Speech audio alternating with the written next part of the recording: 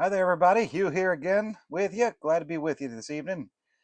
I'm going to try to put out maybe a couple of videos here tonight. It's been a day.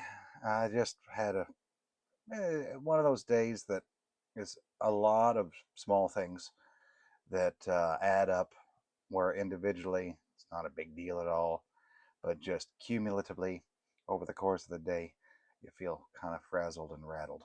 But anyhow, happy to be here with you tonight again. I'm going to do some more reading from this writing I did when I was incarcerated at Leavenworth Federal Prison back between 2009 and 2011. Did a lot of writing. I'm discovering a lot of writing here in these last few days, and basically, I continue to put out the videos because people seem to enjoy them and express that in the comments, and I really appreciate that, and I really appreciate all the new and recent subscribers. So I hope to continue to bring you some interesting things. So this is some raw and unedited writing I did here. So at the prison camp here, and this little passage is fairly short.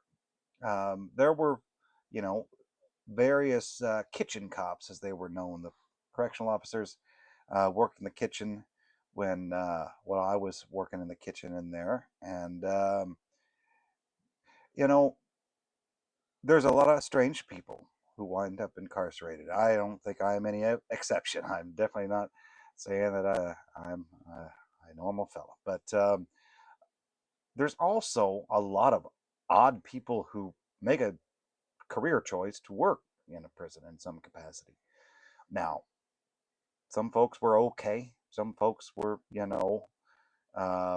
really took their jobs very seriously. Other people seem to be uh, hold, holding grudges their whole life, and they use the opportunity to maybe be a little cruel or strange or just wield power because they felt like they were powerless in maybe in early life or even in their current life outside of the prison where they held some power. And so I'm not saying this as a blanket statement. I've encountered a great many law enforcement officers over the years, various kinds of, from county deputies to county jail uh, deputies and officers to federal agents, all up and down, and then of course many in prison. Uh, some people are just people, and some people are, have a bone to pick or have some grudges, and it's a peculiar thing. And some are just odd. So this was a kitchen cop who was not normally working there, but I met him for the first time. Reminder that in all of this, I've changed names, including the name of myself.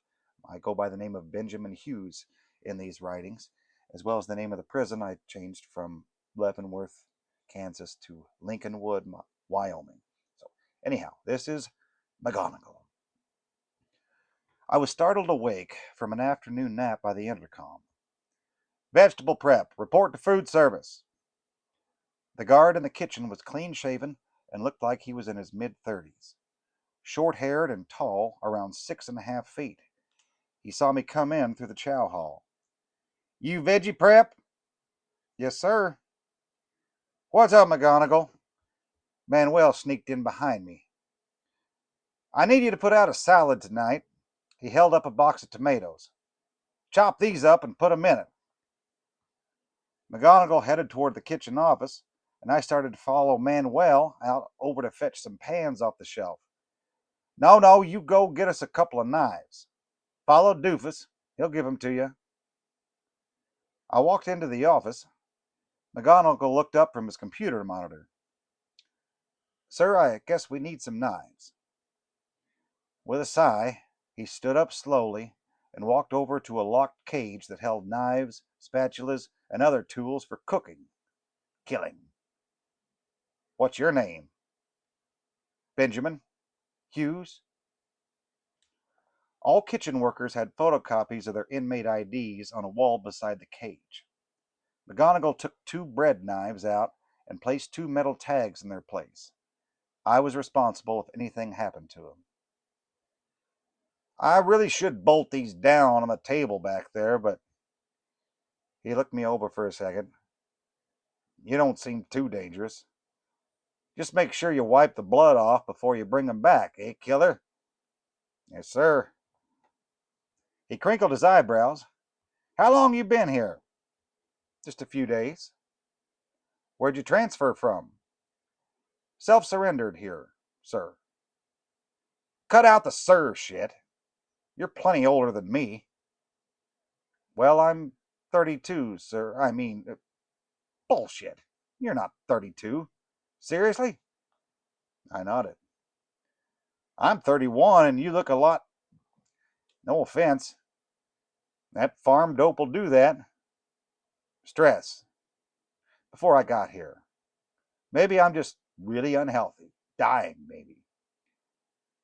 Yeah, well, don't expect the fine medical staff here to notice. But they might tell you once a year if you got tuberculosis.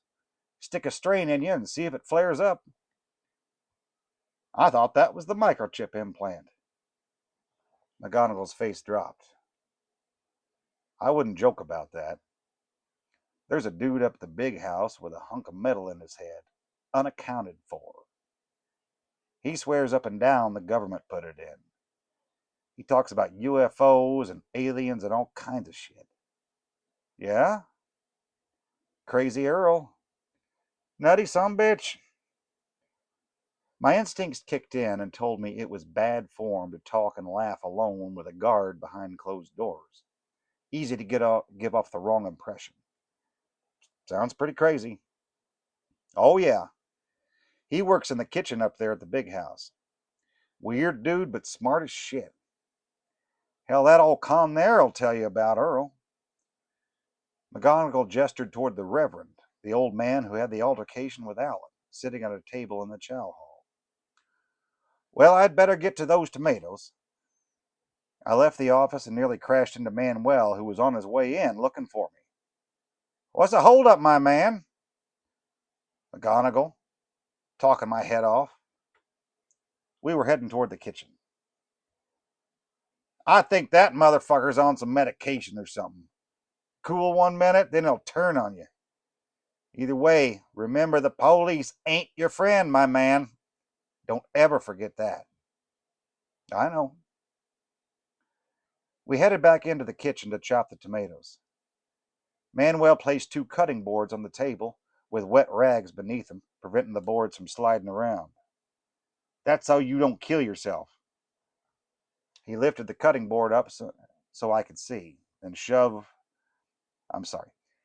He lifted the cutting board up so I could see, then showed me the proper way to quarter the tomatoes. The knives were half dull, but the tomatoes were half rotten. All right, so that's some more in the kitchen dealing with some other different folks. So I appreciate you all. Hope you enjoyed that, and stick around for some more. And if you're enjoying it, and really could help me out if you could subscribe, and I'll hope to bring you some more entertainment. Appreciate you. Thanks.